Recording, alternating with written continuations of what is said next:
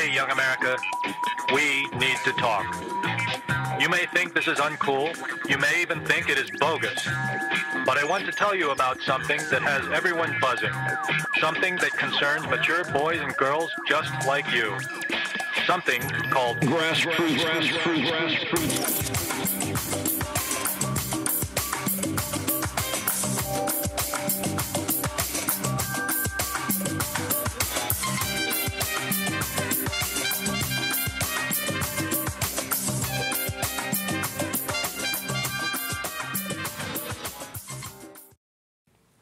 Hey everyone, this is Erin Ashley Simon. This is Brandon Killabh, y'all. And I'm Regular Nas. Oh!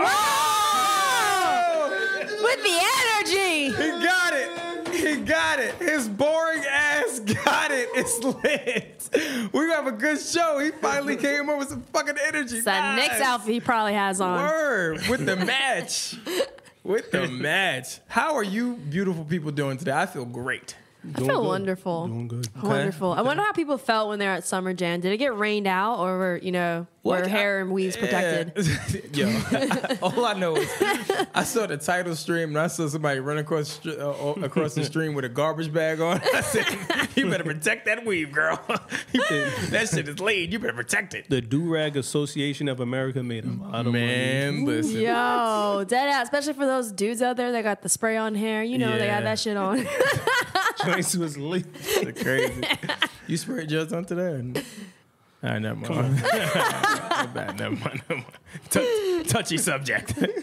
Oh, man. Oh, so let's get into it. Let's get into fucking Summer Jam. What did you guys think? I watched the live stream illegally. And I dead ass thought you were there. Yeah, no.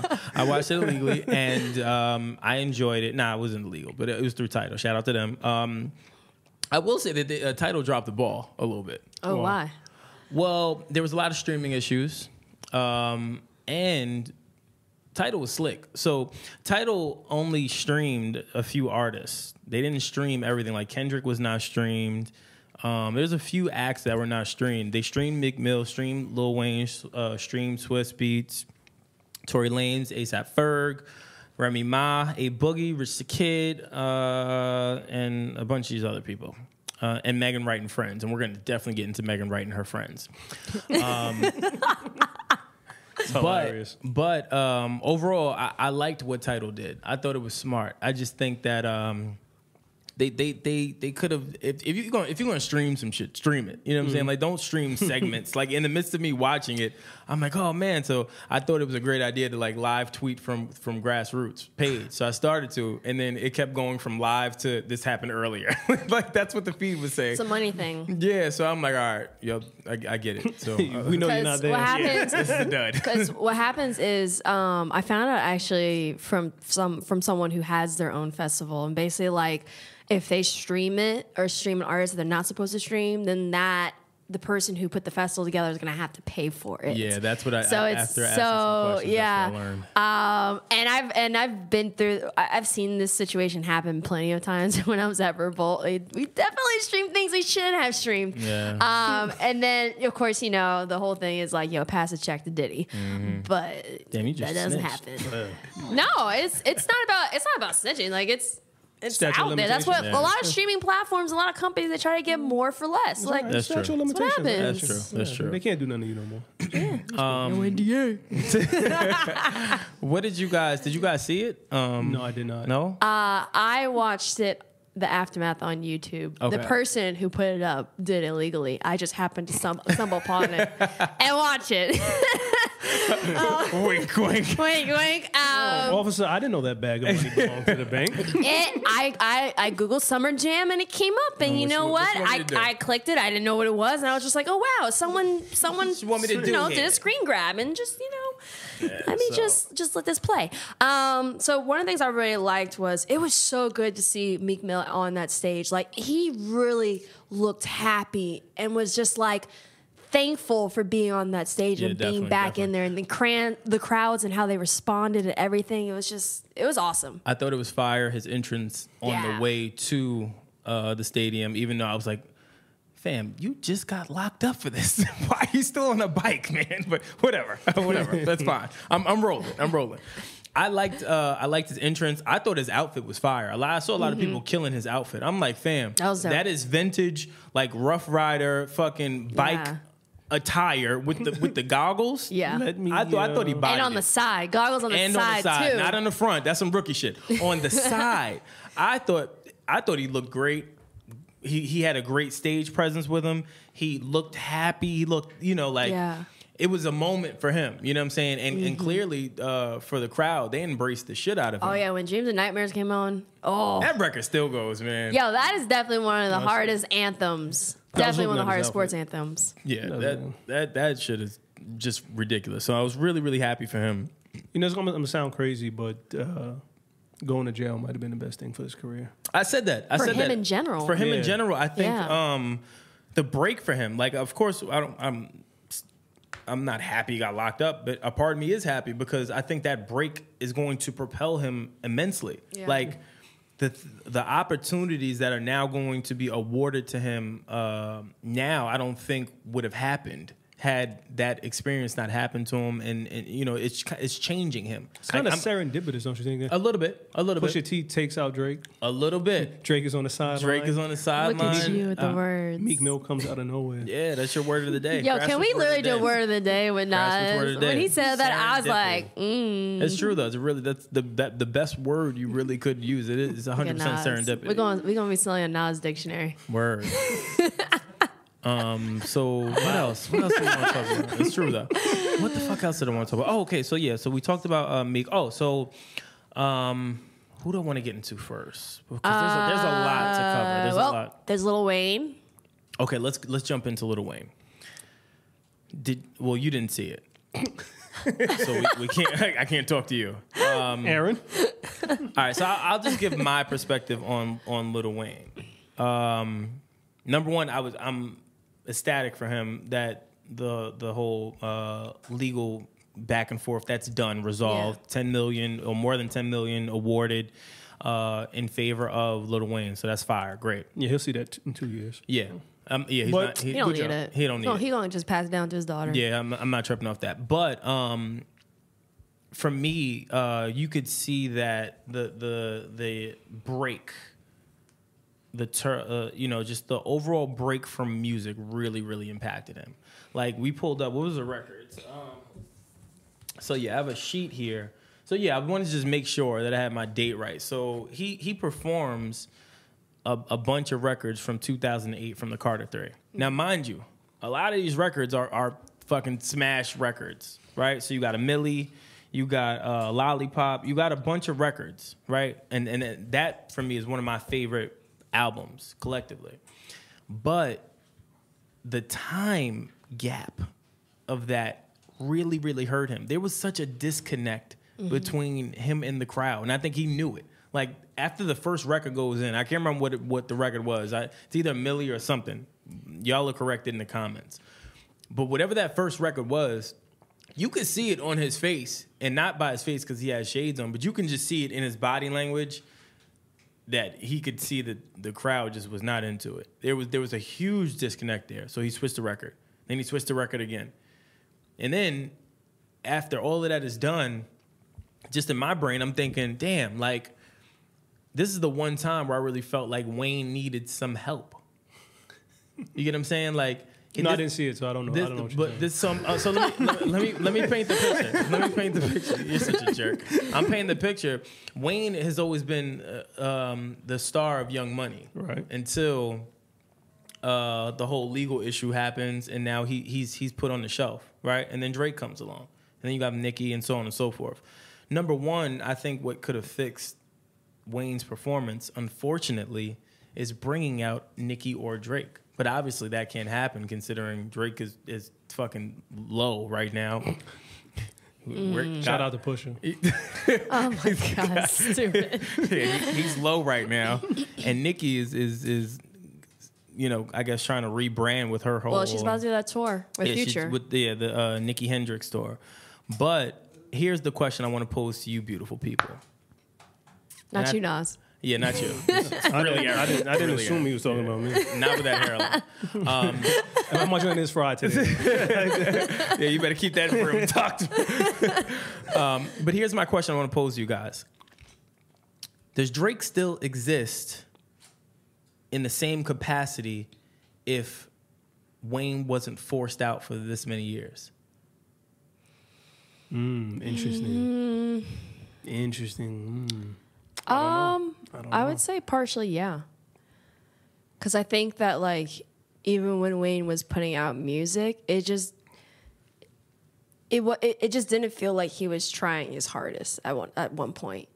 And maybe that could be a combo of, like, just what was going on with the drug use that he had with lean, the problems with lean, and also this lawsuit is just a wear and tear. Because that's kind of what I got. Like, I could just tell that, like, he just looked, like, so worn out. Like, you could tell, like, from the body language, even to, like, part of his face, like, you could tell, like, the shit with the lean and then also this lawsuit have really worn him down. Mm-hmm. And I feel like even if this lawsuit wasn't a situation, I still feel like what happened with the lean, because he was in the hospital, he had some tremendous things that happened, and I think that started to just affect him so much. And if you notice that, like, with the decline of his health came the decline of his project and his music, essentially. Yeah. So, and to be honest, I personally, even though this lawsuit was crazy, I don't think it's the lawsuit that affected him. I think it's his health. I think there's more to his health than we all know. Yeah, personally, well, marijuana and lean for many a years can never be good. Yeah, definitely. And he's been in rap since what? He was 13, 14 with the Hot Boys. Yeah, like he's 9 or some shit. Like he's been at it for some crazy ass age. But I think about it like this too, though. And me being on that stage and understanding, like when you're performing, you can read a crowd. I almost felt like he was discouraged. Like I think going on to that set, he kind of knew that wasn't going to hit. You know what I'm saying? Yeah. So then to go on that stage and be in the moment, you know what I'm saying? You already feel good because you're free. You're starting to buzz again because you're free to your contracts and all these contractual agreements. And then to go on the Summer Jam and know that you don't really have any relevant records. Yeah. And you can't go bring people on. So now you just got to perform it, and then you're just kind of sitting there. He should have brought out Juvenile and Turk. And if you're gonna, well, I want to get into that though. He should have brought out the Hot Boys, except for BG. Wait, is he also, like, legally, couldn't he just put, like, a free mixtape together just to have, like, new relevant music? Would he have been able to do that? He technically could have, but it wouldn't have been as profitable because of the contracts I think that he had signed. Yeah, similar to Drake's, a lot of what their make is, it doesn't leave much room to do things. That's why you never see Drake drop any mixtapes. You never see any of that shit. Because I was wondering, because it's just like, because what you're saying about being relevant within your music, like if there's so many restrictions, then sometimes you have to just put that ego and pride aside and just drop that free project just to have something that you can just bank on. If I'm an artist, that's what I'm doing. Yeah. We did it. Now I'm thinking about it. We did it. Mood Musics. We did it. We did that. That's what we did. I'm sure it was dope. As opposed to being caught up with label, literally the exact same situation. Mm-hmm. Literally, we said fuck it. Let's put out music. Put it out free. At least number one, you're still relevant. Number two, at least your fans aren't pissed at you. Yeah. And you don't lose time with the culture, because that's what happens. What happens with Young Money as a record label? Well, this is the thing that's interesting to me. So, and I think Chris said this earlier, Lil Wayne and Baby, which I didn't think anything about it, but Lil Wayne and Baby were still seen in the studio recording or whatever. I think that they'll still be intact. I think that was just a business deal that Wayne had when he was young. Baby was able to sew him up, and Wayne got older and started to realize his worth. And I'm sure I foresee this happening again with Drake. I mark my words. Yeah. Drake and Wayne. Yeah, because Drake assigned to Young Money, right? Yeah. through Cash Money. I foresee that happening again. Y'all can doubt it. I'm telling you, it's going to happen again. Well, Drake does not have a great contract. What about Nicki? Do you feel like she'll move on because she doesn't seem to be happy with what's going on with the rollout and everything? Well, no. See, I think with Nicki, that's more of a label thing. It's not a Young Money thing. Isn't she signed to Young Money? She signed to Young Money, but Young Money is The the distributor is Republic. I think it's like Republic for US, and then I think it's like Universal or someone else for internationally. Yeah, whatever the label is. That sounds like a lot of people on that check. It is. It's a lot of hands in the pot. My thing is, she's upset about that. Speculative, obviously, but if I'm her, I wouldn't make no moves because right now her brand is not as strong as it should be. So she's not going to get the bang for her buck. She needs a female version of 24 Hours. Yeah. That's what they need. That's what the female rappers need to do. Yeah. Squash all that dumb shit and but they need to do that. Yeah. Remy Ma, Cardi B, Nicki, some new underground female rappers. Yo, but that was the other thing that was interesting too. Remy Ma came out and brought Lil Kim out, and it really reminded me of last year's set. Really? Yeah. I like Lil Kim, but she looks like a little Asian lady now. You said that. I thought. I really thought that she looked great. This is I was looking like, holy shit, she looks really good. She didn't look heavy. Her face didn't look like. She did a lot of surgery, bro. She explained it. Yeah, she explained it, but for me, she looked better. She basically said something on the lines. Correct me if I'm wrong, but like she say that she felt like more like a Spanish woman on the inside, which could be connected to just that whole self-loathing that comes sometimes with being dark skin or having a certain complexion or something. What's the video where she turned herself into a sex doll? Like the album was pink and her hair was blonde. I can't remember. Oh, How Many Licks? How Many Licks? Yeah. That Little Kim was perfect. Her face was gorgeous. She looked good right there. But think about it. Think about how certain people react or perceive dark-skinned women. So it's understandable if she feels a certain way. 97 Lauryn Hill is gorgeous. Yo, relax. You're married. Just relax. Relax. Settle down. You're getting a little bit too passionate. I'm just saying, like, Lauryn is gorgeous, man. I agree. Yeah. I agree with you. Yeah. I agree with you. I'm only playing with you. But I will say I agree with that. But for me, I thought when she came out, because every time she pops up, Lil Kim, you kind of never really know what you get as far as an appearance goes. And then seeing her, I was like, she looked good. She looked good. I mean, she's probably happy, healthy. She just had that baby. So she's that whole motherly glow. I think she looked good. Well, also just getting back into the scene and everything. That Bad Boys tour definitely just helped to resurge everyone. Definitely. Wait, my man, Slim from 112? Not so slim no more? At all. I was surprised about that. Don't move your shoulders like that. It's crazy. Yeah. Fucking. That's all right, crazy. so I want to also get into Megan Wright and her friends. Okay, I didn't see that one. So okay, so let me. I know about the song though. She has. Let me paint the picture for you. Megan Wright killing it, dropping mad records, great. I'm gonna fast forward in this. She fast forwards. She brings out Pimp C. How is this possible?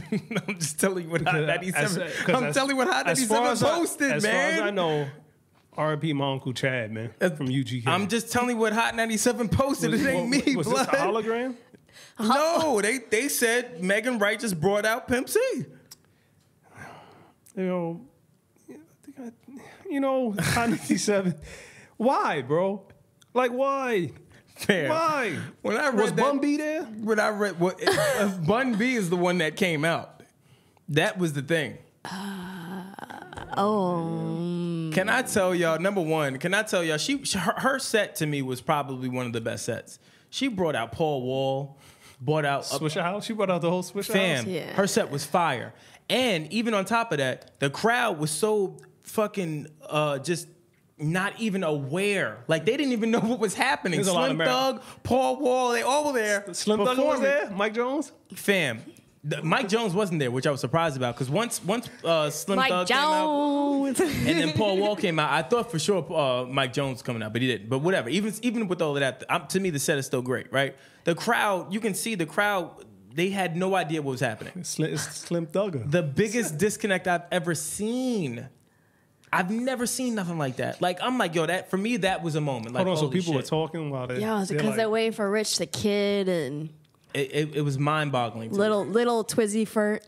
Little Twizzy first, baby. Who was that? True. Gotta go back to like episode 10. Yeah, Little Twizzy first. Fire. Wowzers. But yeah, man. My thing is, how does Hot 97 supposed to be the place where hip hop lives, and they mess up such a horrible error? So were they wrong for not inviting Tekashi 6ix9ine, New York's biggest rapper, out right now? I'm not mad at them for that. I'm not. The only reason I'm It's not. a liability. Yeah, it's a liability. People don't understand that. It's not. Well, of course, they would have loved to have him there. Of course, he's one of the biggest things in music right now. But you got to also weigh the pros and cons of what comes with having an act that's as big as him and all the other things that follow. Yeah. You think they're gonna get it popping? Well, he showed up to Summer Jam and pressed what's the guy's name? Yeah. Lucci? Somebody. I don't know. He Somebody. was about to hop over that thing. Yeah, I felt bad for him. I ain't gonna lie. I hate bullies. I hate bullies. He was stuck. I was like, he didn't know what to do. Yeah, I felt bad for him. You could tell he was. Jersey Troopers was like, yo, Yeah, I felt bad for him. take that way, man. But that was my point. It's my point proven right there. You know what I'm saying? Like, he's a liability. You're not gonna have somebody. They already have had multiple incidents at Summer Jam. Yeah. Chain snatched. Yeah, they're not about to. They're not about to. Crazy do that. weird crowd stuff. Yeah, they're not about to do that. If I'm Ebro, whoever is running the show, and I believe it is Ebro, I'm not having you come on with all the static that comes with it. I'm Yeah. not doing Mess it. up the bag. Yeah, I'm not. Oh, doing we it. ain't having no glot glot. Yeah, I'm not doing it. I'm not. I don't know what that was. I'm lost. That was her gun right there. You don't know. The clack clack. That's a wild gun. That must have been a cap gun. Yeah, man. But overall, I think my feedback for Hot 97 would be they need to learn their audience a little bit better. I think the premise of this show is great. Oh, wait. No, we ain't finished yet. Hold on, I'm not finished yet. I completely forgot. How can we not talk about Timbaland and Swizz? Oh my gosh. Yeah. Listen, y'all gonna be mad. I don't care. Can I tell y'all how disappointed I was with that fucking beat battle? I didn't like it either. They should have did it like Juice. Fam. If you that's in my brain, that's what should have happened. And from what you told me, they shouldn't have did it at. I know you said it could have worked at Summer Jam. They shouldn't have. But they should have did it at like Webster Hall or They should have kept the it. ballroom They or should have something kept like it. that. Yeah. And did it just like Juice. 100%. The same way the first battle took place with Swizz and Just. That's organic. That's for me. That was hip hop. Like I was on that stream glued. Like holy shit. That's Like what they should do an old school party like that. But that's why I said I wouldn't be mad at. I wasn't mad at them doing it at Summer Jam, but I would take the Summer Jam stage and implement the Juice format. You get a booth on the deck, you get a booth on the deck, and we go record for record. Not y'all bouncing back and forth, dapping each other. Yo, you killed me with that one. Oh man, I'm gonna swing back now. Aaron's about to kill me. That's some real old dude shit. Yeah, I ain't film. I'm rolling with you. I was sitting up there like, yo, y'all are dating the fuck out of us right now. Now, I have to say though, for that beat battle concept, I don't think it should have been on Summer Jam stage, like he said. I think that like just the whole idea and concept of it being organic, being like everyone gathers together, you know, old school style. That's how it should be. Like I feel like when things end up on mainstream stages, like more than often they don't end up doing well. But just really it think doesn't do about well. that. Like that Juice setting in like the ballroom or Webster Fire. Hall, and then you get like one of these new age rappers like a Kendrick Lamar or J. Cole to get on the mic and just do a freestyle with Swizz dropping a beat. Yeah. How dope would that? How many tickets would sell? I don't know, but all I know is that type of energy, it could have worked. It could have worked. I just think the other reason why I think you automatically don't hit as big as you're supposed to is because they had built this up for so long. You know what I'm saying? Like, you built it up for so long to where people now, especially me, I didn't care anymore. I'd been talking about this for months on Twitter, like, yo, fam, where is the beef? Where's the battle? Consistency. Oh, yo, pause. Hold on. Oh, Pause. Where's the beef? Pause. Pause. Where's the beef? Pause. I'm gonna wash my mouth out with soap. Pause. The beef. That was wild. Jesus, what's wrong? It's the fucking. Oh man, that was terrible. Anyway, that was terrible. I repent. the biggest problem that a lot of these hip hop people are having when it comes to content is their lack of consistency. Like, and that's the one thing I've noticed is like they'll build up a project, they'll build up a concept, and it'll be popping, it'll be viral, and either they have one really whack ass version, or they'll take so long because they think like, oh, let's continue the build up until we can like get to like Summer Jam or a concert, and it's like, yo, it's been months, like people aren't really looking for that anymore. That's a crazy picture. You gotta know that he just put up. What? That's a crazy picture. What? It's Beyonce a whole, but it's just like it caught my eye because I wasn't expecting. I did it purposely. Oh man! So for the listeners, great segue talking about content and shit. My God. Y'all just killed it for me. My gosh. No, I want to hear the rest of you. I was trying to flex some knowledge. Yeah, I want to hear your you knowledge. with beefs and you with Jay Z's body. Oh, I'm not with beefs. Pause. Jesus. And I definitely wasn't talking about Hope's body. Was not talking about Hope's body. You definitely were talking about Hope's body. I definitely was talking about Hope's body. Where we going? All right, so what's the segue? Let me be clear, man. Certain shit should never happen in hip hop. Hov should not be in like a swan position with Beyonce, man. I'm gonna just say it, B. I love Hov. He's beyond that. This was uncomfortable for me. This picture 10 years ago would have killed him. Yeah, definitely. Yo, that's some like real super rich shit. Yeah. Like, you so rich, you're like, let me show my artistic pose naked. Yeah. He's puffing a cigar while she's reading I guess the crosswords. I don't know what she's doing. In this angelic pose right here, like he looks so uncomfortable. He's just sitting up there like, hurry up, take the picture, hurry up, get it over with. But if you notice, in a lot of the photos, he's using her body to kind of like distract from certain parts on himself. Yeah, definitely. She's like, yo, instead of looking at me, check out my wife's booty. Yeah, definitely. I definitely caught that too. Like, did you notice that? Like, he'll be like her booty's like angled like right close to his stomach, and he's like, yeah, check the booty out. He's also blurred a little bit too. Yeah, a little bit. So my thing is this: can't show the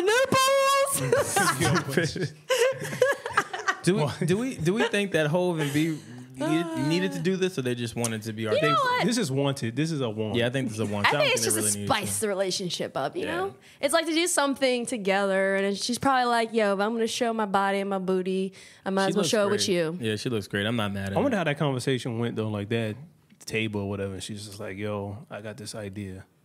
I don't know, but I love that they attempted this. I think it was great. He was probably like, nah. He was like, at first, he's probably like, nah. Between this, no, yeah, he has to. Yeah, he has to. She's probably like, for what you did, nah, you gonna do it. I was about to say. Hold on, you think she dead ass walked by and was like, yo, it's a photo shoot tomorrow, be ready. Dead ass. I ain't gonna lie. Yeah. He was probably like, yo, Ty, hold on.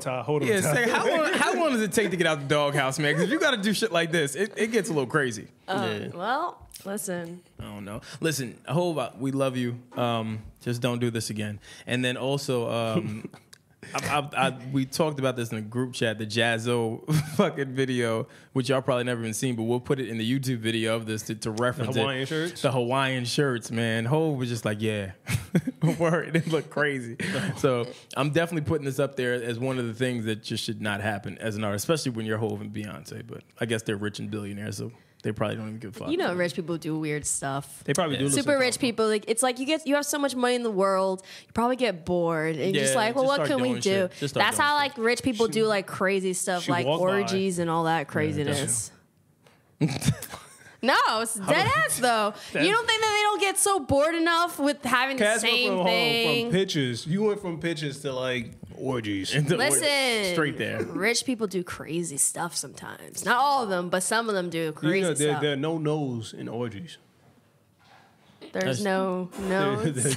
There are no no's. That's true. Don't say Well, no. in these days- Don't you say no. Yeah, well, Well, don't go to the party then. I was about to say, don't go to the party then. Hold on. If they Don't do that. invite you to come, if they ask you to come over to John's yacht house or beach house, If you say yes, listen, you know what's on the platter. what do you think the code word is?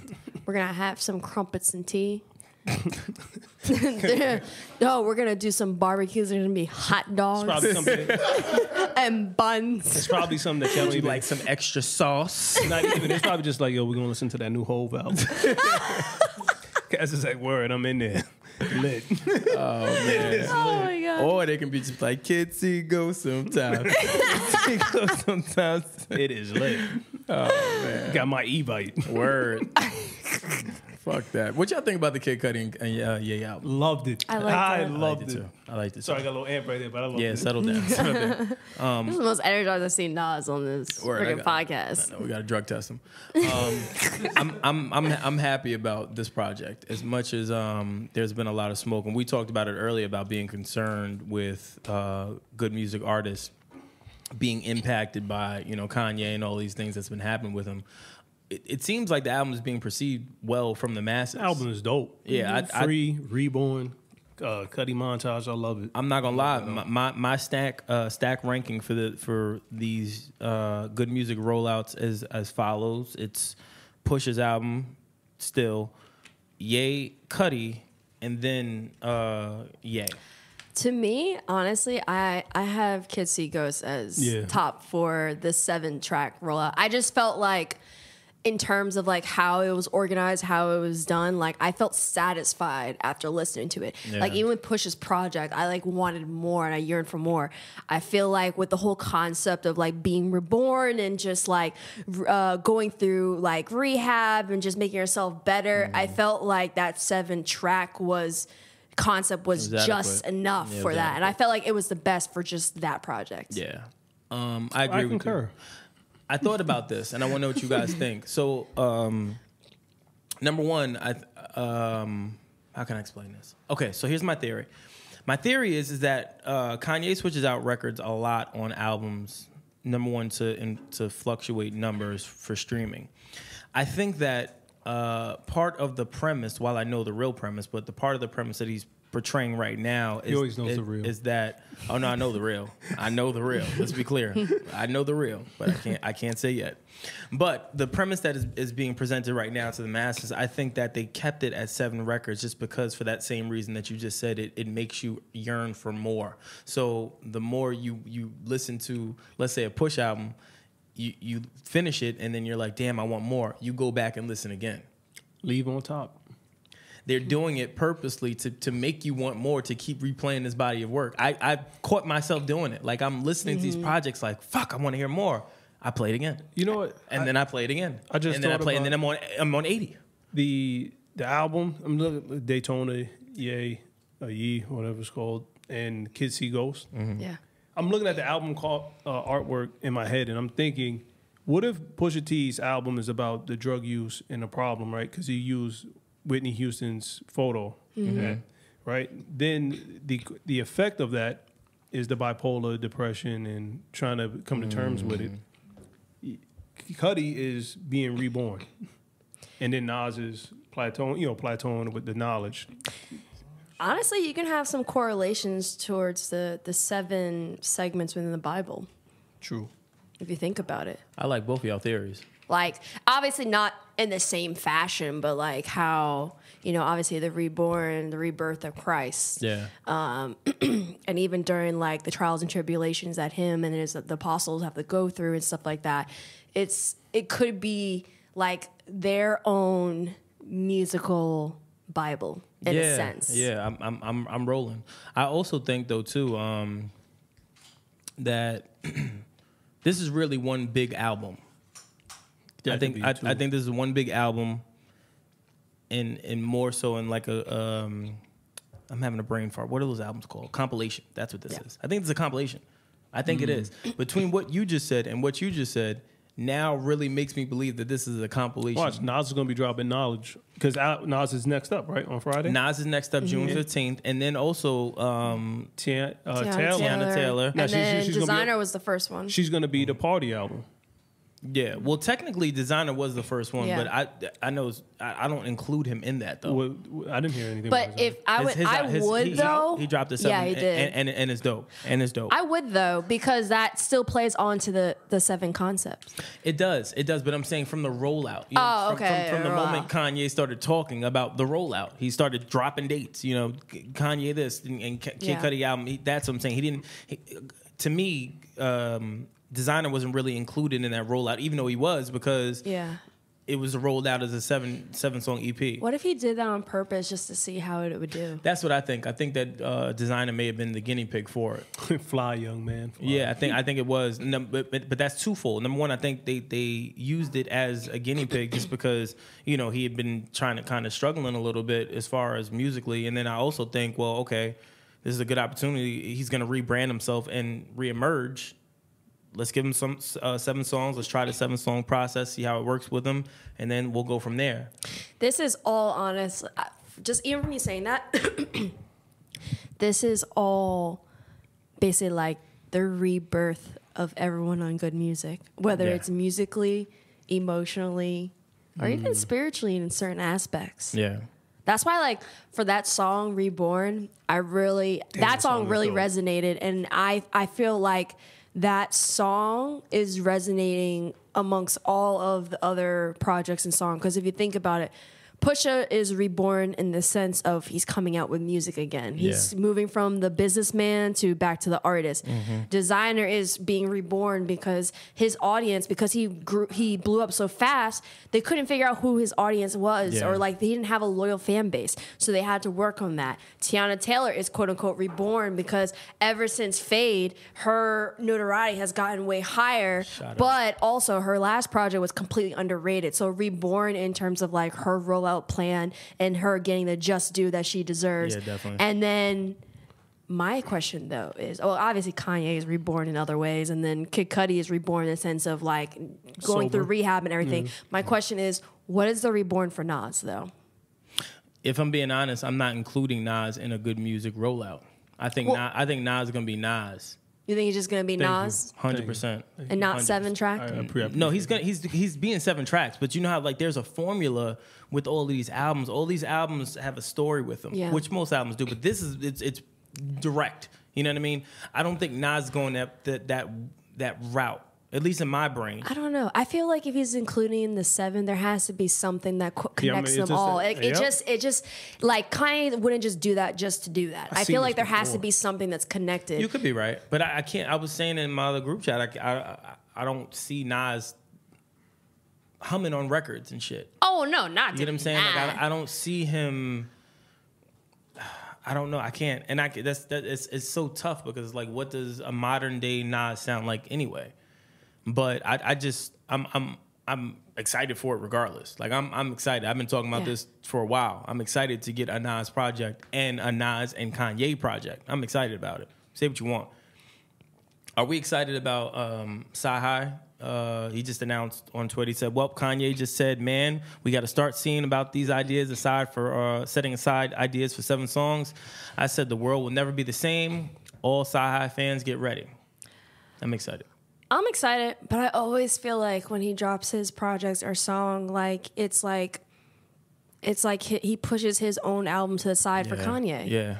And I hope maybe Sci-Hi's last project, so then he can continue forward. But I don't know. I just feel like it should have gotten a lot more shine than it Definitely. did. That album, listen, that album is something different.